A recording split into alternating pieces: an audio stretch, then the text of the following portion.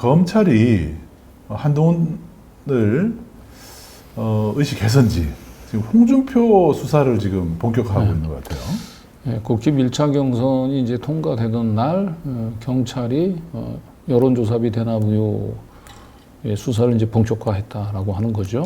오늘 이제 1차 컷오프가 발표되기 이제 직전에 이제 뭐 나온 기사긴 합니다만은 이미 아까 제가 분석을 해드렸습니다만은 이제 1차 컷오프 이후에 본 경선에 있어서 실적으로 이제 한동훈 입장에서는 이제 홍준표 후보가 굉장히 이제 버거운 경쟁 상대가 됐습니다. 네. 그동안에는 본인이 이제 김문수하고 자연스럽게 양강 구도가 형성될 거라고 예상을 했는데 의외로 홍준표가 양강 구도에 끼어들면서 지금 삼강 구도가 돼버렸어요. 네. 그래서 그동안에 사실상 이제 홍준표에 대해서는 검찰이 건드리질 않았죠. 주로 명태균 게이트 관련해서는 오세훈만 주로 좀 쳐냈지 않습니까? 예. 그러다 보니까 결국은 오세훈은 낙마를 하고 결국 홍준표는 수사는 좀 지지부진했지 않습니까? 지지부진한 정도가 아니고 검찰이 수사를 받아가지고 자기가 직접 수사를 안 하고 경찰에다가 그 사건을 이첩을 했어요. 네. 예. 그런데 지금 하필 1차 경선 통과하는 날 홍준표를 겨냥하는 저런 모습은 그러니까 너무 이거는 수상합니다. 이제 대놓고 검찰이, 물론 이건 이제 수사 주체가 경찰이긴 합니다만은, 이거는 대놓고 사실은 이제 검찰이 한동훈을 대통령 만들기 위한 경선에 지금 개입하는 과정을 그대로 지금 보여주고 있다고도 할 수 있을 것 같아요. 예. 그동안 왜 갑자기 아무런 수사도 안 하고 가만히 가지고 있다가 갑자기 왜 1차 경선이 발표되고 난 날 홍준표를 향해서 칼날을 들이대냔 말이죠. 자, 그리고 이제 거의 때 맞춰서 명태균이 홍준표를 겨냥해서 어떤 발언을 했습니다. 네. 그것도 한번 들어볼까요? 아니요, 이거는 이제 오늘 조금 더 설명이 좀 필요하죠. 설명이 좀 필요한데 오늘 명태균 공판이 있었어요. 그래서 우리 창원에 김시문 기자가 내려가서 그 영상 스케치를 한 겁니다. 네. 한번 보죠. 네.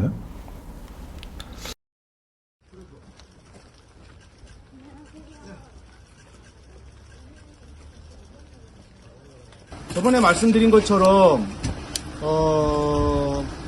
박형준 시장님이 7번 와서 명태균이 했다. 저는 박형준 시장님의 전화번호 자체가 없고 본 적도 없고 만난 적도 없습니다. 선생님 영상을 이용해서 그렇게 생각하는 거예요? 예, 제가 명성이 뭐 있겠어요. 성이 명시지. 국민의힘 경선 진출자분들 아니 그거 묻지 말고 홍준표 어저께 나오는데 저는 홍준표가 제가 감옥에 있는데 저를 9번이나 고소했습니다. 그럼 영 나오지 말라는 얘기 아닙니까? 감옥에서 영 썩으라는 얘기인데 제가 홍준표를 두둔할 리가 뭐 있겠습니까? 근데 홍준표에서 현금 받은 게 없습니다. 김 씨가 수표 2장입니다. 그 수표 2장이 조금 있으면 나올 겁니다. 그 수표 도장에 대해서 홍준표 씨는 알고 계셨다고 보시는 건가요? 그건 제가 모르죠. 예, 그래서 제가 방금 말씀드린 내용은 제가 무슨 문제가 있으면 무고죄로 저를 고소하면 됩니다.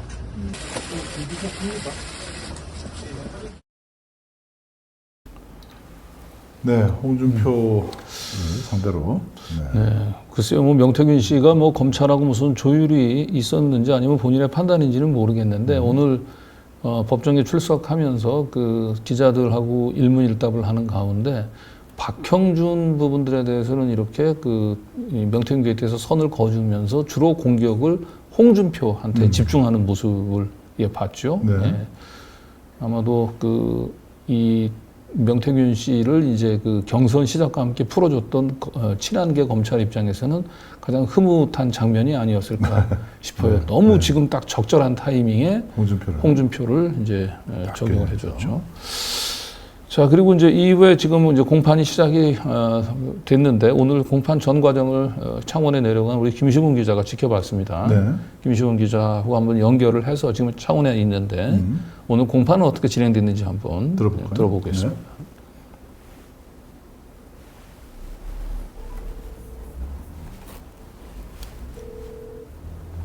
창원의 김시봉 기자입니다. 네네네.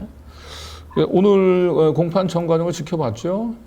예, 맞습니다. 네, 오늘 이제 명태균 씨가 불구속 상태에서 그 첫 번째로 재판을 받는 날이었어요. 네, 맞습니다. 그래서 평소보다 매우 많은 서울에서도 이제 많은 기자들이 내려왔습니다. 네. 근데 아까 저 영상으로 보여드렸습니다만은 공판 시작 전에는 명태균 씨가 주로 홍준표 네, 전 시장을 이제 겨냥을 했거든요. 우리 공판 과정에서는 어땠는지 궁금합니다.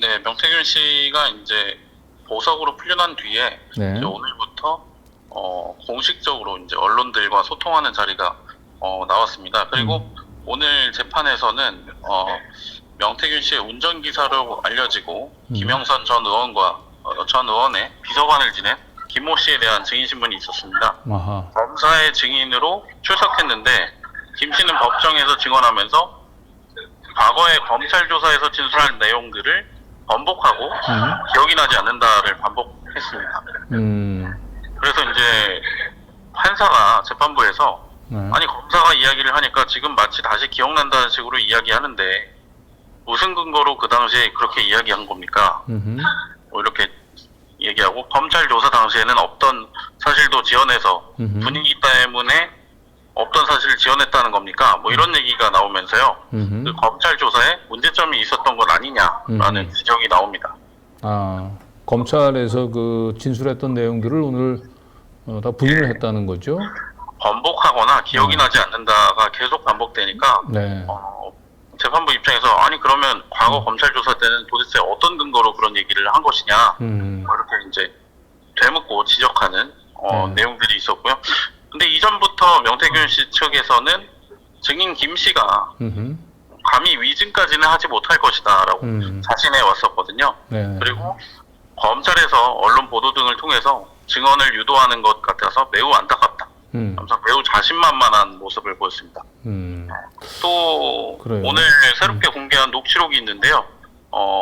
김태열 전 소장이 오늘 출석한 증인 김 씨에게 명태균에게 불리한 증언을 하면 민주당 비례대표를 달라고 얘기해주겠다라는 듯한 내용이 담긴. 예, 물론 그 안에서는 뭐 우리 장난으로 넘어가자라는 얘기도 있고 불리한 증언을 종용하는 듯하지만 또 그냥 있는 그대로 말해달라는 얘기도 있지만 오늘의 김 씨의 태도랑 검찰 조사 내용과 이제 같이 지켜보면은 좀 검찰 수사의 부분들이 이제 과연 제대로 된 것인가 뭐 그런 생각도 있습니다. 네. 잘 알겠습니다. 어쨌든 이 명태균 게이트와 관련해서 검찰이 수사 착수한 지가 꽤 오래됐는데 오늘 법원에서 핵심 증인들이 나와서 이렇게 그 검찰에서 했던 말을 지금 뒤집고 있는 것은 검찰이 뭐 그동안에 충분한 시간을 가지고 또 많은 압수수색을 해서 물증 확보를 할 수 있었음에도 불구하고 네, 결국 당사자들의 진술에 의존한 수사 맞습니다. 결국 그걸 통해서 언론에다가 뭔가를 흘려서 뭔가 정치적인 목적으로 누군가를 흠집내게 하려고 했었던 그런 쪽으로 검찰 수사가 악용이 됐던 게 아닌가 이제 그런 추측을 가능케 하네요. 그러니까 명태균 씨 측에서 이제 특검을 환영한 이유도 네. 이런 검찰 수사의 문제점을 얘기한 것이 아닌가 싶기도 하고요. 네, 네. 마지막으로 오늘 명태균 씨는 민주당에 대해서 상당히 불만을 드러냈습니다. 그래요. 뭐 강혜경 씨와 김 전 소장과 함께 공모해서 민주당에서 뭐 그렇게 네. 하고 있고 잔칫날 돼지를 잡으려고 했는데 민주당이 죄를 뿌려서 지금 늦어지고 있다. 네. 그리고 알겠습니다. 박현준 부산시장은 뭐 만난 적도 없고 번호도 없다. 내가 알기론 이현주 민주당 최고위원이다라고 하면서 민주당에 대해서도 강한 민주당을 비판하고 비판을 있었군요. 네, 그래요. 잘 알겠습니다. 어쨌든 명태균 씨도 좀 뭔가 심경에 좀 변화가 좀 있는 것 같은데 앞으로도 계속 명태균 게이트 잘 지켜봐 주시기 바랍니다. 네, 알겠습니다. 네. 예. 네. 뭐 정리를 좀 해주시겠습니까? 일단 뭐 오늘 그 공판에는 이제 명태균 씨의 이제 그 운전 기사고 그 김영선 이제 그 뒤에는 이제 그 명태균 씨 추천으로 김영선 의원의 이제 비서관으로 들어갔었던 그러니까 명태균의 이제 운전기사로 있었으니까 그 명태균 씨가 누군가 외부하고 통화하는 내용들이라든지 굉장히 비밀스러운 통화 내용들을 가장 많이 알고 있을 네. 증인인데 이 사람이 이제 검찰에서 진술했던 내용들을 법원에 가서 다 이제 번복을 했다는 거죠. 네. 이제 이걸 봐서는 이제 두 가지 문제점. 우선 첫 번째 검찰이 너무 물증이 아니고 이제 당사자 진술에만 의존한 수사를 했다는 거고, 그리고 검찰의 수사의 목적이 어떤 특정한 사람의 이제 진술을 통해서 편의적으로 누군가를 공격하기 위한 정치적인 목적으로 언론 플레이를 했던 것이 아닌가. 예. 근데 지금 이제 중요한 건 지금 명태균 씨의 이제 심경 변화인데 지금 민주당에서 이제 강한 불만을 털어놓고 그렇죠. 있다는 그건 왜 얘기는 그렇게 얘기할까요? 지금 명태균 씨는 제가 누누이 얘기합니다만 이기는 쪽에 배팅을 할 거예요.